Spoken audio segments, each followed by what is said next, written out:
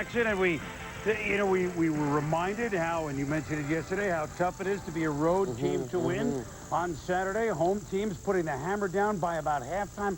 Could one of these very capable wild card teams break through on the road? Well, I think nothing atypical about what we saw in the playoffs today. The Packers are the Packers in Lambeau Field, and we have to remember the defending champions are just that until dethroned. Yes, it's amazing how until you take the crown off, they look a little bit different. But we begin where the scene of so much football history over the years, and certainly if you think about even NFC football in the 90s, Niners, Packers, both back at 12-4. But there's this thing about home playoff games at Lambeau Field, like the Pack lifetime 10-0, Brett Favre impregnable when the 34 degrees or below. Here we go to the frozen tundra of Lambeau Field. It sounds good to say it. It looks good to see number 4 in the playoffs.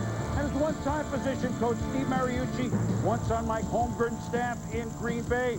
Now, of course, with the Niners. And the first play was going to be a swing pass to Garrison Hurst. But, boy, all of a sudden, Gilbert Brown making his presence felt. Yeah, Brown and Garcia get their face mask stuck, but I think that the injury done to Garcia had a lot more to do with the 360 pounds that Gilbert Brown weighs. Although the face mask went through Garcia's face mask, he had a pretty good cut. Second series on offense for Green Bay, and they're moving. Amon Green for 10 yards. Later in the drive, 3rd and 1 to the 5. Favre to Antonio Freeman, touchdown. They missed the extra point, but the Pack in Lambeau, here we go again, 6-0 Green Bay. Late minute of the first quarter, Favre, but he throws one up. He just kind of lofted it up there. Ahmed Plummer. See, you can get a plumber when you need one. First interception of Favre in 4 games. One of the fine young corners of the Niners doing it. But then, Leroy Butler's hurt, bud. Yeah, Darren Sharper in his spot. He gets up at the line of scrimmage. He's gonna blitz. Does a great job right there, sacking Garcia. So it forces them to kick a 34-yard field goal, but Jose Baby Cortez blocked by Cledius Hunt. Cortez's kicks, he kicked XFL, and this is kicked for 40, 45 games. His kicks are low. And so it's blocked, and the score remains the same. 7 minutes to go in the half. Curl to J.J. Stokes from Jeff Garcia. 3rd and 3 at the 44. Garcia to Ty Street's first down. Then, time for another pass, time for another receiver. Garcia to tight end Eric Johnson from Yale. 13 yards, first down. 2 minutes to go in the half. Next play, Garcia you don't hear from him often, Tom's third cousin, Terry Jackson, 19 yards at the first down. Minute 3 to go, play action on 3rd and 2. Garcia, the heck with the injury, hits a first down. Now 2nd and goal with 15 seconds left. Garrison Hurst, touchdown, a 15-play, 86-yard drive that took up almost 7 minutes. Kick is good, and the Niners lead at the half on the road, 7-6. After a Longwell field goal makes it 9-7. Play 3rd, Favre. Corey Bradford. Webster had to defend it well, but didn't find the ball. And while the Niners are figuring out what they should have done, the next play, it's almost Tom. Sing, Plankton's off a turnover. Favre smells the jugular. Bubba Franks, 19 yards.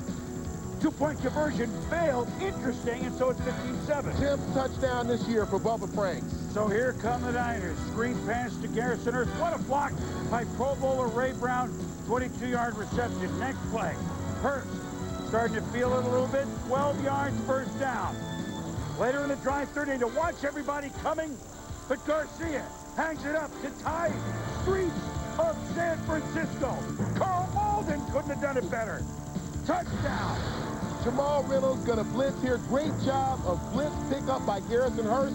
Work inside, outside, like the outside guy go, and depend on the quarterback Garcia to get rid of it. And it was so much fun to watch the streets of San Francisco. They're going for 2. Garcia finds Streets open. Hey, tie game. 15 all, 12 minutes left. But here is Brett Favre on 3rd and 8. Zing to a leaping Donald Duke and the drivers. First down. Then on the drive, near midfield, Amon Green hits 12 yards for a first down. From the 41, Favre, time, dumps to Antonio Freeman, 13 yards. Then the Niners bring some heat. It's Julian Peterson from the left side, sacks him. 45-yard field goal attempt, puts it back to that. But Ryan Longwell, long enough. 18-15, the Pack. But this can go either way. Under 7 to go. Jeff Garcia, what a great cup in Canada. Throwing well in the cold at J.J. Stokes, 9 yards. Then on a Packer blitz, Garcia to Streets. First down. And the play of the game right here. Terrell Owens, deep right sideline route, but Mike McKenzie tips it to Tyrone Williams. The McKenzie brothers. It's the great play of the game that saves the day. The Niners could have gotten in top. A nice route by Owens. Ball slightly underthrown. Mike McKenzie really made a great play on the ball, and Tyrone Williams the awareness to pick it up on the interception. But it's still just a three-point game. Remember, 18-15. And so at their own 7, Amon Green starts it out and a face mask. So a first down run and a face mask. Gets him to the 35. Corey Bradford makes a one-handed catch and stays in. So 40 more seconds. No, watch this, 3rd and 7. Zing! Like a Randy Johnson fastball to Freeman. 20. Cut the ball at Antonio. 25 yards. Then on 3rd and 6 again. 3rd down. 1 pump. 2 pumps. Oh, he completes it to Donald Driver. 3rd down completion. 2 minutes to go. 1st and goal at the 9. Green. Bay. Touchdown. Amon Green for the Pack. 25-15 on a 93-yard touchdown drive. Terrell Owens wondering what could have been. Favre saluting the faithful. And boy, they should be faithful. Brett Favre, now 31-0, where the temperature is 34 degrees and under. By the way, it was 25 today. He's 6-0 at home in the playoffs. The Packers beat the 49ers today. The game we thought would be the best of the 4, 25-15. Brett Favre says, us, home, confidence. I was 100% sure going into this game we would win, and I was 100% sure throughout the game we would win. I know what I'm capable of doing. I know what this team's capable of doing. I know that I can control one thing on the field, and that's the way I play. That's what they paid me to do, and I love to do it. And, you know, put it on my shoulders. Our football team has given 49er land all the excitement and entertainment and hope and thrills that one season can bring. It was a fantastic year that way. Our sights are set high. We're back to that standard of getting to the top. And that's why there's so much disappointment, because we feel we're so close. We really are. Time and time again, people are telling me I'm the best player on this team, and you know, I challenged myself to put the game on my shoulders today, and like I said, I didn't get enough opportunities, you know, to get the ball. I mean, I've worked too hard, man. I want to be the go-to guy on this team, and you know, whoever's calling the play, they're just not giving me the opportunity, and I just really feel bad, man. BY, emotional after the game, we've come too far, man, and I feel like offensively, we didn't do the things we needed to do to put the points on the board. Well, understandable. T.O. a little upset, but, you know, 8 different receivers caught balls from Garcia, who was 22 of 32 for 233. If that was a touchdown, it might have been a totally different feel, but it wasn't. Instead, it's the Packers and Brett Favre who made the big plays, 22 of 29 for 269. Antonio Freeman ought to know. Thanks, Boomer. The Packers remain undefeated in playoff games at Lambeau Field. One of the reasons Antonio Freeman seemed like in the second half, you guys really attacked them a lot more 3 wide receiver formations. Were you more aggressive in the game plan in the second half? Yeah, I mean, we had a tough halftime. Guys were really down in halftime, and Brett spoke up and wondered why we weren't passing the ball a lot. Second half, we came out. They let Brett throw the ball. He made great decisions. Our playmakers made big plays all game, from our tight ends to our backs to our receivers. And that's the type of effort we're going to have if we want to stay in the playoffs, is everybody can contribute, and today we had that. Well, you seemed to crush them after they made the key turnover, Mike McKenzie deflecting a ball to Tyrone Williams, and then you make the big 3rd down conversion. Did you feel like that won the game at that point? Yeah, that's kind of what I felt. I mean, we sitting in the huddle, and Brett said, we need this play right here, and it's over. And when I caught the ball, that was what my emotions told me, that it was over, so I reacted accordingly. All right, Boomer, back to you. Ed Werder, thank you very much. Tommy, he's still a little boy playing a man's game, and he is a man. I don't care who you root for. I don't care if you're pulling for the Packers or the Niners or whatever. If you can't enjoy those 3rd down after 3rd down after 3rd down, and he told us earlier this year, man, I'm just happy I can throw the ball that hard. Brett Favre, and the whole team gets on his back, and you see what happens, another win. Yeah, we'll talk about the quarterback in a minute, but I think that you heard it from Antonio Freeman. It was a complete team effort. And think about the guys, Bubba Franks, Corey Bradford, Donald Driver, the offensive and defensive line. And I think really if there was a question mark for the Green Bay Packers, it was their defense against the run. And Gilbert Brown made the difference early on in the football game when they were setting the tone. Now, when you start talking about the Green Bay Packers and their play at Lambeau, it has a lot to do with Brett Favre. We're going to show you this play again. This is going to your third read here. He pumps to the left. He pumps to the right. He starts to step up into the pocket. He's one of the few guys who can deliver that ball, stepping up into the pocket and getting hit. And then look at the numbers. It really was a tale of two halves. The first half, 6 for 8, 43, a touchdown and an INT. But as Brett Favre can do, he gets hot. 16 of 21, 226, and a touchdown. He dominated the second half of the football game. And then the San Francisco 49ers, what an outstanding year they've had. I thought that was reflected in their play today. And then certainly, I think next year will be their year. Well, they were a year ahead of schedule, Bud. Steve Mariucci after the game said also, what you didn't see here, that, hey, we came here to end this hex. And they almost could. They were, at least until this point, the road team that had a chance. They will get better. They will learn from this experience, but they also will know what Brett Favre can do. And Jeff Garcia watching from the other sideline, and he knows that, you know what? Sometimes you got to be a little bit superhuman at certain times, as Favre was on this day. Favre has now gone 11 straight postseason games with at least one touchdown pass. Only Dan Marino, who went 13 straight games when he was just a pup. From 83 to 85, only Dan Marino has done it better.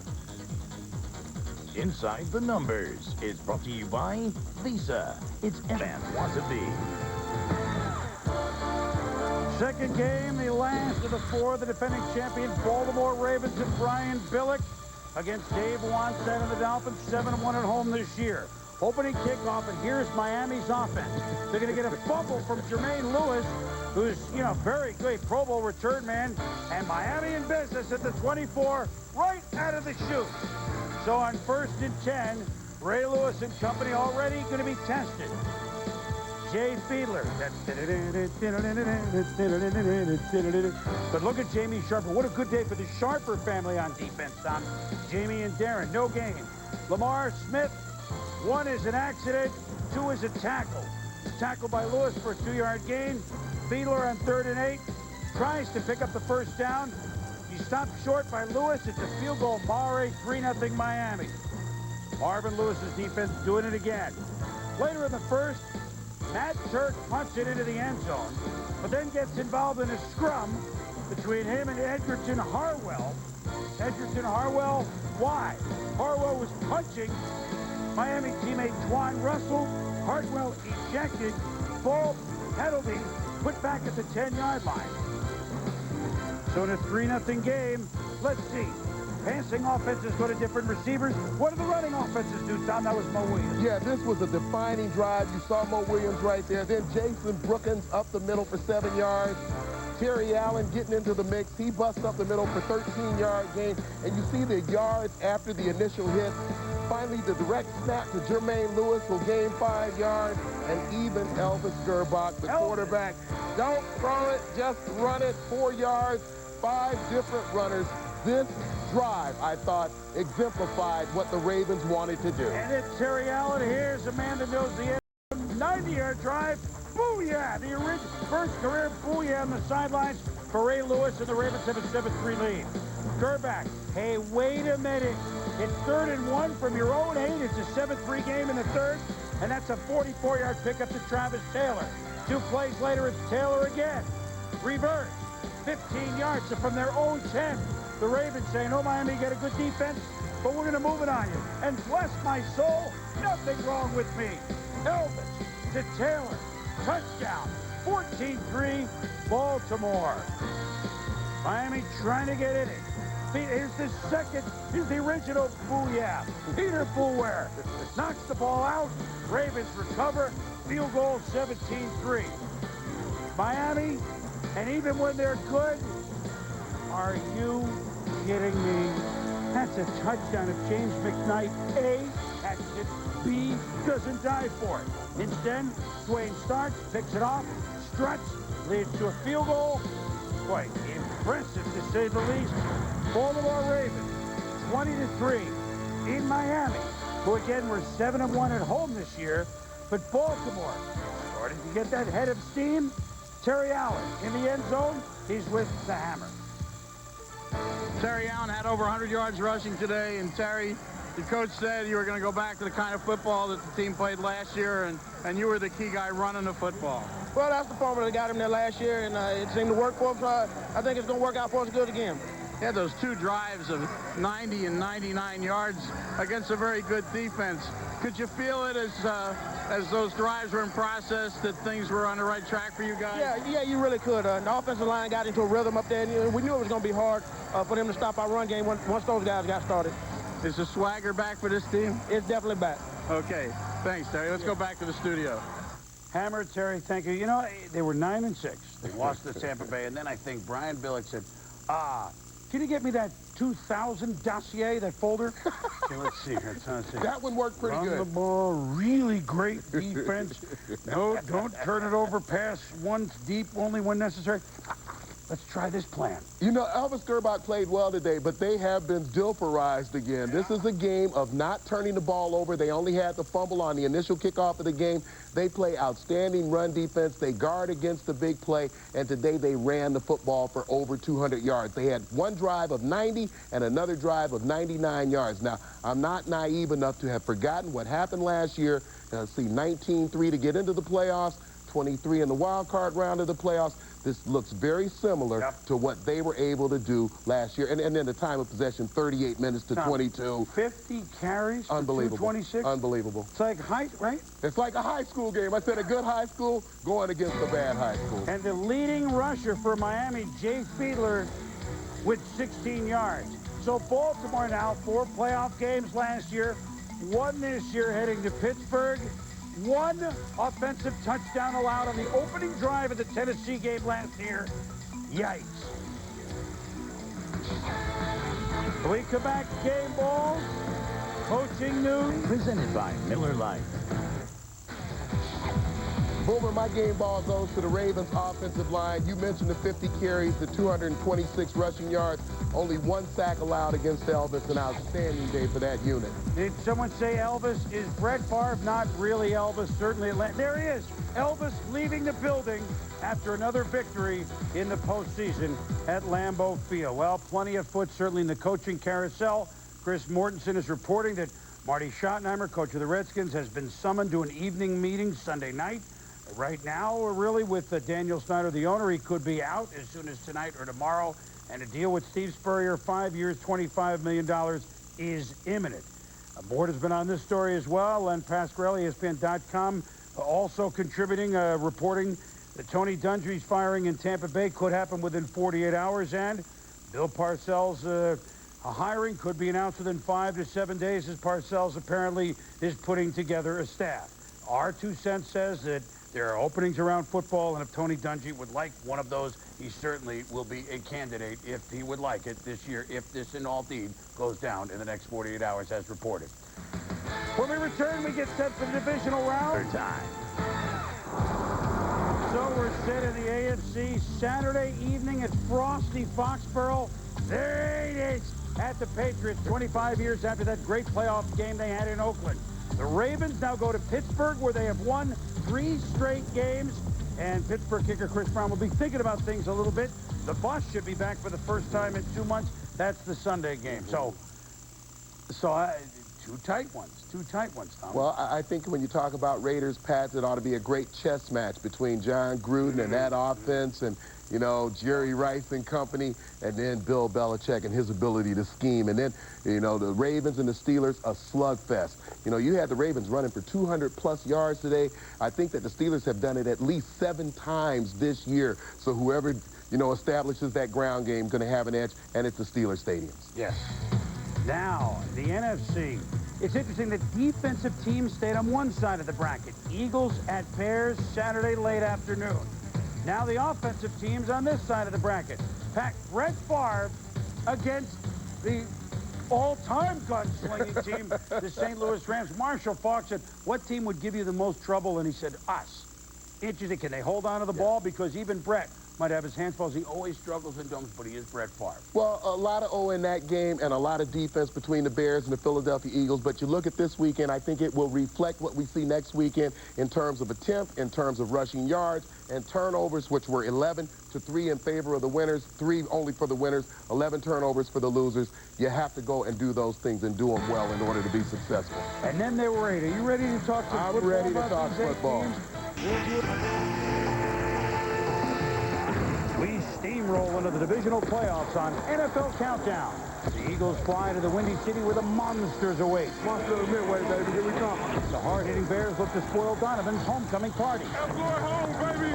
It's a matchup of Pro Bowl quarterbacks in frigid Foxborough. Us against the world.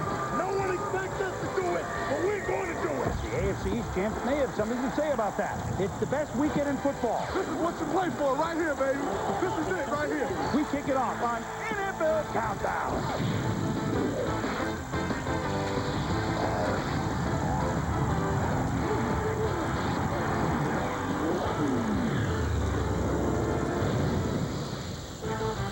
It's a special Saturday edition of Sunday Playoff Countdown. Divisional round, and then there were 8, and we're ready.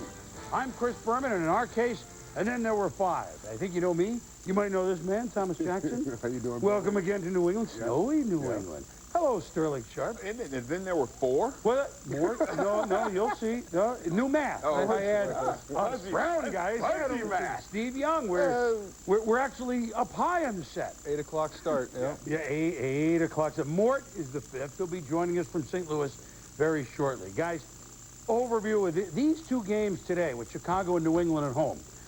We got the 2 like mystery teams. Like, how were they the number 2 seeds? You look at their stats, they don't add up to a real dominant team. In most cases, these 2 teams are inexperienced. However, they're at home. Is that enough to overcome part of the negatives of these teams? Biggest home field advantage through the playoffs is this round, right today. 82% since 1990, and the keys are really easy. You played, they didn't, they're home, and you're not. Visiting teams, very difficult time today. Everybody will tell you this is the time where quarterbacks become special, and for Tom Brady and Jim Miller, you have to give the performance that Elvis Grbac gave last week. An outstanding performance, and you are not allowed to leave the building. And for quarterbacks of today, Sterling, from my experience, it's really, really important in the playoffs. Turnovers count triple today, like a Jeopardy final round. Make a couple mistakes and get out your mini-camp schedule for May. Well, 3 of the 4 teams playing today are the plus. Only Oakland, that's only -1, are minus in the turnover department, but more on that in a moment. Well, the 2 home games today, cold weather sites with stadiums getting a stay of execution. Renovations at Soldier Field in Chicago will have to wait. But nobody in Chicago is complaining. Last of all, the 13-3 NFC Norris champion Bears. Off a bye, they host their first home playoff game in 10 years against the 11-5, now 12-5 Philadelphia Eagles. There's lots the same here. Bears 7-1 at home, Eagles 7-1 on the road. Bears allow the fewest points in the league this year, 203. Eagles next, 208. Each had 5 regular season games allowing single digits. The Eagles now 6 after their 31-9 wildcard win over Tampa Bay. Special teams, you jumble it all up, put them all the rankings. They rank 1-2 overall in the NFL. Philly 1, Chicago 2. In a fog about picking this one? Hey, buddy, you should bet you that. Who can forget the 1988 playoff matchup on this field? Won, you think, by Chicago 20-12 in a game that gave a whole new meaning to you cannot hit what you cannot see. But hitting won't be a problem today. We go to Ron Jaworski in Chicago, and I guess Jaws Project